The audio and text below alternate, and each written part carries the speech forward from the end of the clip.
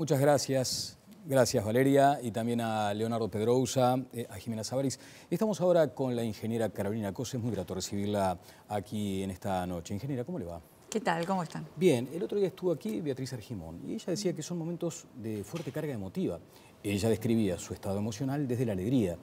¿Usted padeció un estado emocional desde la tristeza? Sí, el dolor. El dolor. Sí, el dolor, sí. El proceso de la semana pasada me dolió, más allá de mí, ¿verdad? Porque uno es uno, también es su entorno y mi partido, ¿verdad? Yo sentía el dolor de un proceso que no era adecuado para el Frente Amplio. Y lo que hice la semana pasada fue, bueno, mantener silencio, porque muchas veces también en mis responsabilidades públicas he optado por mantener silencio porque soy una persona leal al proyecto del que formo parte, del que formé parte, tuve el honor de formar parte del gobierno de Pepe y del gobierno del presidente Tabaré. Y bueno, en estos días de reflexión y de conversaciones, hoy decidí, decidí hablarle a los Frente Amplistas, a los que me votaron y a los que no me votaron, porque percibí en la calle un gran enojo y una desazón. Y creo que tenemos que superarlo, que mirar más lejos, más arriba y alinear nuestros corazones hacia octubre. ¿Qué le provocó más dolor? ¿El procedimiento? ¿El que no le... ¿Cómo fue la conversación con Martínez cuando empezó esa ronda de contactos antes de tomar la decisión? Sí, el dolor no es el de estar o no estar en una posición. Lo que me dolió fue el proceso, a ver cómo decirlo, siempre los diálogos, las conversaciones, las negociaciones en política es normal, ¿verdad? Claro. Es normal. Nosotros veníamos de una campaña interna del Frente Amplio muy unitaria y estábamos construyendo unidad, pero no entre nosotros, con la gente. Y yo sentía en la campaña, lo sentí, lo viví, tuve la fortuna de vivir la enorme alegría del pueblo frente amplista construyendo con nosotros esa unidad. ¿Y esa unidad se rompió con esta decisión? No. Para romper la unidad del Frente Amplio hay que hacer mucha cosa mal. Pero esa foto que se tomaba. Esa foto, yo estoy dispuesta a tomármela muchas veces más y estoy segura que mis compañeros también. Pero sin lugar a dudas es un proceso colectivo el de la construcción de unidad que yo creo que no tiene que detenerse. Lo dije antes de las internas, lo repito ahora. Y para eso voy a trabajar con toda mi energía para que el Frente Amplio gane en octubre. El procedimiento no ayudó, ha dicho usted, y la unidad está comprometida, eso es lo que también dicen con cierto grado de convicción los votantes frente amplistas ante esta circunstancia. Me pregunto por un detalle, cuando toma la decisión el ingeniero Martínez, el candidato a la presidencia, ¿se lo comunica telefónicamente? No. ¿Eso contribuye también a esa desazón que usted describía? Pero ese es un tema personal. A mí lo que más me preocupó y me preocupa es la bronca de la gente, la desazón, y por eso salgo a decir, vamos a mirar qué es lo que estamos defendiendo. Estamos defendiendo un proyecto de país que está en su tercer gobierno, que hizo un montón de cosas por el Uruguay y tenemos enormes desafíos. Nosotros hicimos propuestas en la campaña que yo pretendo defender, porque no soy yo sola, es un enorme equipo de gente que trabajó en estas propuestas, orientadas al trabajo del futuro, orientadas a la educación, hablamos de todas las escuelas 7 horas, orientadas a temas de salud, de medio ambiente. Bueno, esas propuestas para mí no quedaron en el olvido. Eso va a ser la plataforma para su candidatura al Senado ahora. Me han propuesto que para defender estas propuestas, para defender al Frente Amplio y para trabajar por octubre, es bueno tener representatividad. He tenido conversaciones con varios de los grupos que me han apoyado. ¿No es el espacio 609 que la postula como candidata al Senado? No es tan sencillo. Me imagino. Me han hablado, por ejemplo, el equipo de la Amplia, que sigue grande y creciendo. Fue con ellos que esa hablamos. Es la referencia. Esa es la referencia. También hablé con el ejecutivo del MPP.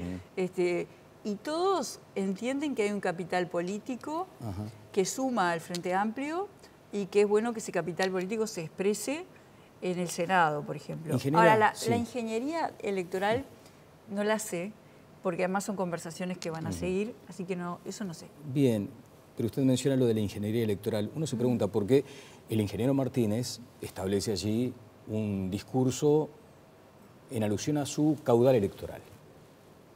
Y es lo que pone encima de la mesa para decir yo tengo las atribuciones para tomar la decisión. Entonces suelto amarras con aquellos liderazgos reconocidos en el frente, hablo del presidente Vázquez, del expresidente Mujica y también de Danilo Astori, que no están del todo conformes con esta resolución. Pero bueno, él dice, yo tengo los votos. ¿Y usted no jugó con sus votos? ¿O con los votos del sector al que representaba? Yo creo que se le expresó claramente eso al candidato, y la definición de tener la propuesta al plenario es del candidato electo y los criterios son los de él. Los criterios son los de él, pero sorprendió, hubo desazón y dolor. Eso es lo que usted describe. Pero tenemos que superarlo. Ajá. Yo lo reconozco y digo, bueno, ahora ojalá esta sea la fórmula ganadora. Yo voy a trabajar para que el Frente Amplio gane en octubre. Esto en el plenario no tiene cambios. No lo sé, porque yo no integro el plenario. Claro, pero conoce la ingeniería interna del Frente Amplio. Más ¿Hay o margen menos. para que el plenario... No lo sé, pero ahora, digamos, el plenario definirá lo que defina y yo, como dije siempre, acataré lo que defina el plenario. Bien. Este, Claro, pero uno se pregunta, ¿no? Si hay margen, simplemente... O sea, el plenario puede ratificar y con eso queda todo relativamente sellado. Y otra cosa es revisar el nombramiento. Pero bueno, como dice usted, habrá que esperar. Se mencionó, ingeniera, en su momento el tibio respaldo de la MPP. no es así. Eso es una cosa que también me sorprendió. El MPP sacó un comunicado de expreso respaldo y además en su último punto decía, y si hay que discutirlo, lo tenemos que discutir todos. Sí, algunos entendieron que era ambiguo. No es nada ambiguo, no. No, hay que leerlo todo. Yo no lo sentí como tibio el respaldo para nada, pero esto digamos, hay que sobreponerse como partido.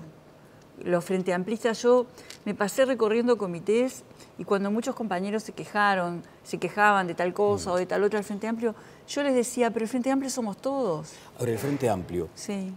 es, ¿no? Si uno le pregunta a cualquier persona en la calle, ¿qué es? Es militancia, es mística. Y usted hoy me dijo que mucha gente tuvo que googlear el nombre de Graciela Villar para saber quién era. Sí, seguramente. ¿Y eso no va un poco contra aquellos principios fundacionales de la... Yo creo que tenemos que... Para usted era una desconocida. Sí, yo si la conocía no la recordaba.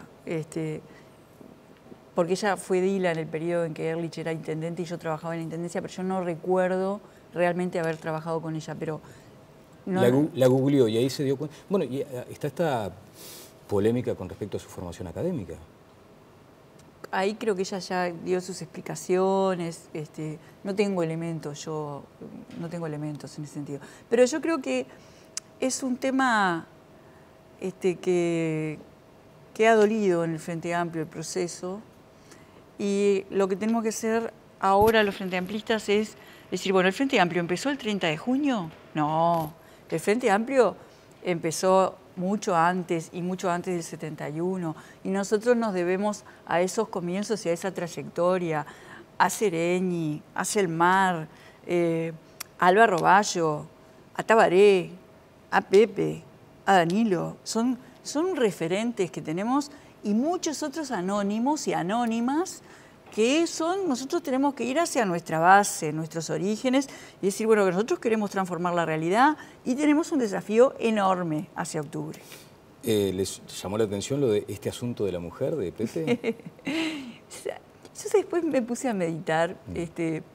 Pepe tiene frases que yo no me voy a poner a explicar las frases de Pepe porque él es, digamos, él se explica a sí mismo. Y yo sé que es una frase que no fue feliz. Pero también quiero poner otra cosa en la balanza. A veces uno puede tener un discurso perfecto y lo que hace con los discursos es deshacerlo con los hechos. Y a veces uno puede tener frases complejas, pero en realidad el sector de Pepe puso presidenta mujer en la Cámara 2 veces. La vicepresidenta actual es del sector. A mí me dieron la oportunidad de ser presidenta de Antel y me dieron la oportunidad de ser precandidata a la presidencia. Entonces, si la frase de Pepe dolió, está bien, yo lo entiendo, pero también hay que poner en la balanza los hechos igualadores que él ha promovido, ¿no? Bien, asume entonces el desafío de una tarea parlamentaria. ¿A usted se la reconoce por tareas ejecutivas? ¿Cómo se ve ahí articulando en un parlamento que parece va a ser fragmentado en principio, por lo que parece advertirse? Yo voy a poner foco en las propuestas, en el trabajo, y yo misma decía como precandidata que para una gran cantidad de temas hay que coordinar entre los tres poderes. Bueno, si logro estar en uno de ellos, yo voy a ser la primera para ayudar en esa coordinación. Bien, le agradezco, ingeniera, por estos minutos. Hablando ahora de mujeres, ¿no? Michelle Bachelet tenía una postura en su momento, no digo amistosa hacia lo que estaba haciendo el régimen de Maduro en Venezuela, pero mantenía cierta distancia. Y ahora fue contundente en un informe, en un informe mencionando, por ejemplo, 7.000 ejecuciones extrajudiciales. Usted dice, va a estar el tema del empleo, del estudio para el futuro, y también va a estar lo de Venezuela. Hoy escuchaba una controversia entre un periodista y el viceministro Bergamino, donde el periodista le decía, ¿por qué les cuesta tanto hablar de dictadura con una situación planteada en estos términos como los describe Bachelet? Y allí le van a preguntar. Así que aprovecho y le pregunto ahora. ¿Cómo no? Bueno, yo tomé conocimiento de la existencia del informe en el día de hoy y la verdad que me costó mucho conseguir el informe y todavía no lo pude leer todo. Pero leí la parte de las conclusiones y es terrible. Las conclusiones son terribles. Lo tengo que estudiar más, pero verdaderamente lo que denuncia es Lo terrible. que denuncia es digna de un régimen dictatorial. Sí, lo que denuncia no está bien. Ahora, también no tengo toda la película aún, pude escuchar a Bachelet, a quien respeto muchísimo. Mujer de izquierda, referente. Mujer de izquierda, de principios, de acción, realmente una referente. Una referente. Y pude escucharla muy poco porque también hay mucha nota de prensa y no logro encontrar todavía, no he tenido tiempo, el video completo del discurso de ella. Pero ella empieza su discurso hablando, bueno, de las características, de las conclusiones del informe y termina, lo escuché muy poco, tengo que analizarlo más, pero termina invitando a que el pueblo venezolano dialogue y resuelva su situación. O sea que ella todavía está haciendo un esfuerzo de promover el diálogo en el pueblo venezolano, ¿verdad? Entonces, aquí hay dos cosas. ¿Lo que leyó hasta ahora es dictadura o no? Lo que leí hasta ahora es gravísimo. Pero insisto con el concepto que es fuerte. Las palabras son potentes, y a usted le consta, Carolina. Sí, lo que leí hasta ahora no es democracia. O sea... Y sí, no es una democracia, pero lo tiene que resolver el pueblo venezolano. Es una democracia, si quiere, muy herida, un lugar donde se están violando los derechos humanos, como dice el informe, hay que resolverlo. Ahora, Michelle Bachelet termina el discurso diciendo tienen que resolverlo con diálogo, porque lo que sí creo que hay una línea que no tenemos que cruzar es justificar intervención extranjera cuando un pueblo tiene graves problemas. ¿Usted teme que si se menciona, y con esto cerramos, si se menciona ese concepto de la dictadura, alienta a una intervención? ¿Por qué? Sí, temo eso. Sí, temo eso. Temo eso. Temo porque a veces... Porque la propia Bachelet dice, esto así. Claro, por supuesto. Tiene perro, tiene cuatro patas, cola y ladra. Es un perro, sí, totalmente. Pero en otros momentos de la historia del mundo se han usado ese tipo de cosas para intervenciones sangrientas y donde los que han perdido han sido la gente. Entonces, eso hay que evitarlo. Ingeniera Carolina Cose, ha sido muy amable. Bueno, muchas gracias.